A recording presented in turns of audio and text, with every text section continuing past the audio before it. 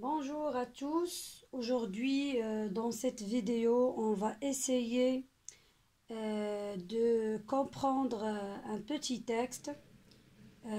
Donc, cette vidéo est conçue pour les gens que leur moyen de français s'avère un peu moyen. Donc, on va essayer de suivre une petite stratégie de compréhension. On va la découvrir après. D'abord, on va lire le petit texte que nous avons. Anis. Donc, oui, voilà. Donc, Anis sait bien utiliser Internet. Il cherche des informations variées sur les sites éducatifs. Pour préparer son projet de classe, il télécharge des fichiers, il partage avec son père une boîte électronique où il reçoit des mails de la part de son école ou de ses amis. C'est bien. Donc les questions, comme vous le voyez ici, d'abord on doit lire le texte. Bien sûr, je ne vais pas dire on va le comprendre parce que notre but, c'est comment on va comprendre le texte. Donc, on doit le lire. D'accord? Après, on va lire les questions. Donc, ici, nous avons à peu près 4 questions. Les voici. 1, 2, 3, 4. On va lire chaque question une à une. Voilà, donc je vais commencer par la première question. Qui est le personnage principal dans ce texte? Le personnage principal dans ce texte. C'est-à-dire que le texte se base sur un personnage. Un personnage, bien sûr, il doit être... c'est pas bien sûr, mais parfois, il s'agit bien d'un nom propre. D'accord? Donc, qui est le personnage principal? C'est comme le héros dans le texte. Donc, ici, c'est Anis. Anis, c'est le personnage principal. Donc, c'est la réponse de la question 1. Passons maintenant à la question 2.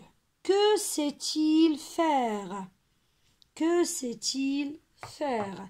D'abord, on doit déterminer les mots-clés dans la question. Nous avons ici le verbe savoir. D'accord? On va chercher le verbe savoir. Et bien sûr, il, c'est-à-dire quoi? C'est-à-dire c'est le personnage principal qui est ici Anis. Donc, on va chercher Anis et on va chercher le verbe c'est. Donc, voilà Anis, voilà c'est. La suite, ou bien, on localise les mots-clés de la question. Les mots-clés, c'est-à-dire les mots qui se répètent. Anis, c'est quoi? Donc, la réponse sera, bien sûr, jusqu'au point. Donc, c'est ça la question, c'est ça la réponse de la question numéro 2. Anis sait bien utiliser Internet. Anis sait bien utiliser Internet. Passons maintenant à la question 3. Voilà. Que cherche-t-il? Qu'est-ce qu'il cherche? Donc, toujours les mots-clés. Les mots-clés, c'est le verbe chercher. Et bien sûr, le sujet, toujours, c'est le personnage principal, qu'il s'agit ici, bien sûr, d'Anis. Voilà. Donc, on va chercher dans le texte le verbe chercher. Voilà. C'est cherche. Et le sujet, il. Donc, voilà, j'ai localisé les mots-clés. La suite maintenant. Il cherche quoi? Parce qu'on pose la question sur le complément d'objet direct, c'est-à-dire que. Donc, il cherche des informations. Et je peux compléter la phrase jusqu'au point. Voilà. Et ça sera la réponse 3. Il cherche des informations variées sur les sites éducatifs. C'est clair? C'est bien. Bravo. Maintenant, la dernière pardon. On a déjà la deuxième partie de la question 3. C'est pourquoi. Quand je pose la question avec pourquoi, je demande la cause. Oui, donc quand je pose la question avec pourquoi, je demande la cause. Et la réponse par la suite de pourquoi, il doit être parce que, c'est-à-dire en utilisant une expression de cause. Les expressions de cause sont, par exemple, parce que, car, et pour ou à cause de, grâce à, ou bien pour, c'est-à-dire la raison par laquelle, pour cette raison, ainsi de suite. Donc ici, nous avons pourquoi il cherche des informations sur les sites éducatifs. Donc, nous avons déjà là, la réponse, c'est pour.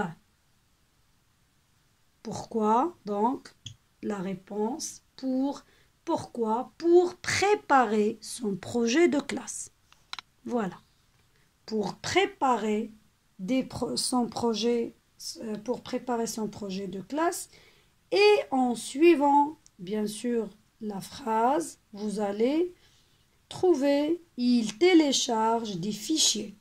Donc, il cherche des informations et il télécharge des fichiers. Normalement, la réponse pour préparer son projet de classe, c'est la phrase, c'est la réponse à la phrase qui suit. Il télécharge des fichiers. Il télécharge des fichiers pourquoi? Pour préparer son projet de classe. Mais le tout, c'est la réponse de la phrase du troisième question. Il cherche des informations variées sur les sites éducatifs. C'est bon? Très bien. Donc maintenant, la quatrième question. À quoi sert la boîte électronique qu'il partage avec son père? Donc nous avons ici la boîte, les mots-clés, donc la boîte électronique, partage avec son père. On va chercher, donc nous avons déjà partage avec son père une boîte électronique. Donc, et le sujet c'est il toujours, c'est Anis. Voilà. Donc la réponse, maintenant j'ai localisé les mots-clés dans la phrase. Après, je vais essayer de chercher la réponse plus exactement, c'est-à-dire je ne peux pas retourner en arrière parce qu'il y a un point, donc je vais compléter la phrase. Ou, donc quand il y a ici ou avec accent, c'est-à-dire le lieu, à quoi sert, c'est la même chose qu'est-ce qu'il y a dans cette boîte. Donc, où il reçoit des mails de la part de son école ou de ses amis. D'accord? Donc, c'est ça la réponse. Jusqu'ici, jusqu'au point, c'est la réponse de la question 4. C'est très bien. Maintenant, on va passer au tableau récapitulatif ou bien à un schéma ou bien aux étapes de la stratégie de compréhension. Donc, pour la stratégie de compréhension, il faut d'abord lire bien le texte et les questions par la suite, une à une. Ensuite, déterminer les mots-clés, c'est-à-dire les mots qui se répètent dans la question et dans le texte. Après, localiser la phrase dans le texte, c'est-à-dire localiser la phrase qui contient les mots-clés, bien sûr. C'est clair? Voici quelques mots qu'on emploie pour poser la question et que vous devez les connaître, bien sûr. Nous avons ou avec accent, c'est toujours on demande le lieu. Pourquoi on demande la cause. Quand on demande le temps. Et combien on demande la quantité. Comment on demande la manière. Il y en a d'autres, par exemple que, quoi, à quoi, ainsi de suite. C'est bon? Donc j'espère que cette vidéo sera utile pour vous, pour bien comprendre les textes que vous aurez dans cette année, Inch'Allah.